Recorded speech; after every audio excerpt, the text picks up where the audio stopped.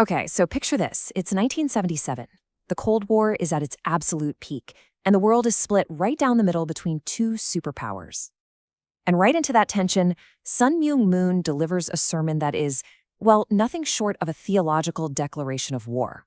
He lays out this vision that challenges the very foundations of both communism and American democracy.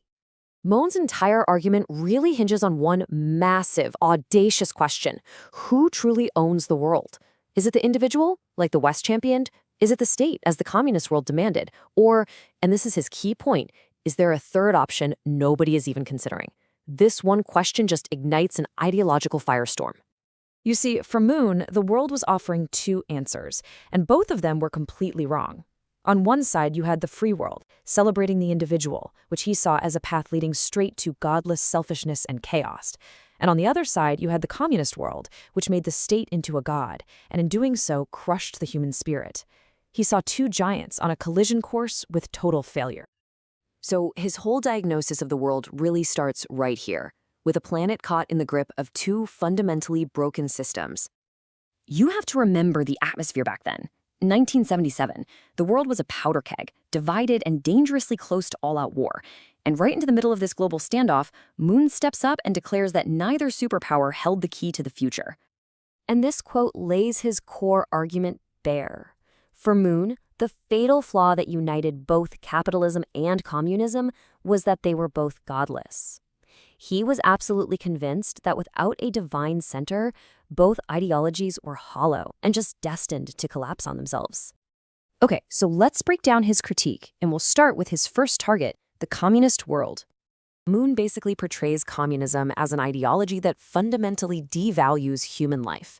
He says the party is put way above the person, that any individual can just be sacrificed for the party's goals, and that its ultimate aim is to subjugate the entire world. And beyond that, he saw it as a system based on, shifting political whims, not on any kind of eternal truth. Now, this is where his argument takes a really dramatic theological turn.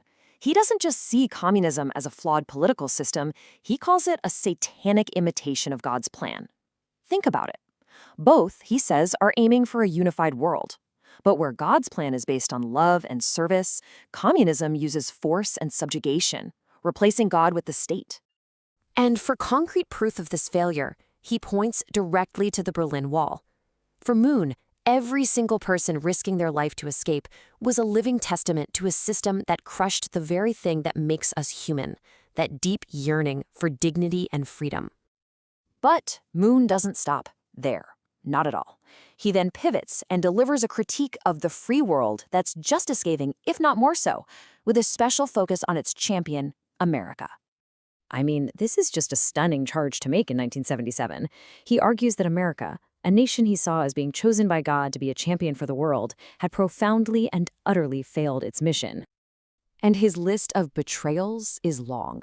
He accuses America of choosing its own self-interest over God's will, of abandoning allies in places like Vietnam, and of allowing individualism to just descend into selfish chaos. In his eyes, America was turning its friends into enemies. And then comes this truly mind-bending theological claim. Moon argues that the rise of communism wasn't some historical accident.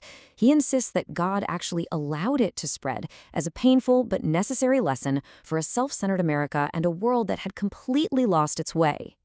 So, if both communism and American-style democracy are failing, what's the alternative?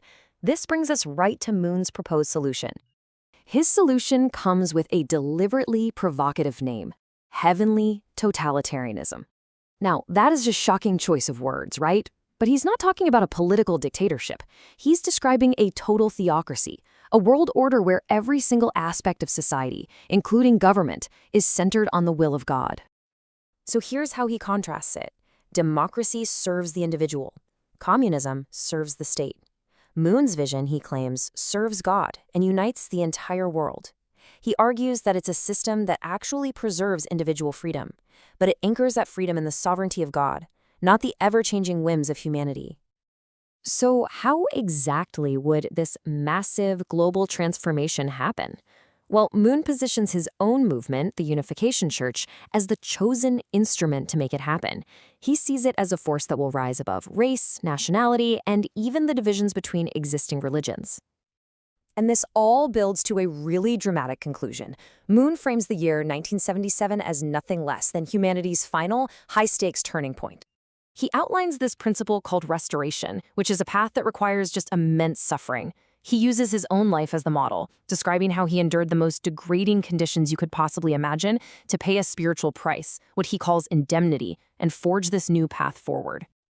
The urgency here is just off the charts. Moon isn't just suggesting a new idea. He's declaring that this is the one and only moment in all of human history where everything is on the line. It's a final gamble for the fate of God, humanity, and the entire world itself. He uses this famous biblical passage to define the incredible sacrifice that's required. To win this gamble, he argues, his followers have to be willing to lose everything, to embrace what he calls a living death for a purpose far, far greater than themselves. And so we're left with this critical question. Moon's sermon wasn't just a religious text, it was a political manifesto aimed right at the heart of the Cold War. It forces us to confront what happens when a totalizing religious vision collides head-on with the power of global politics. And that's a question that's just as urgent today as it was way back in 1977.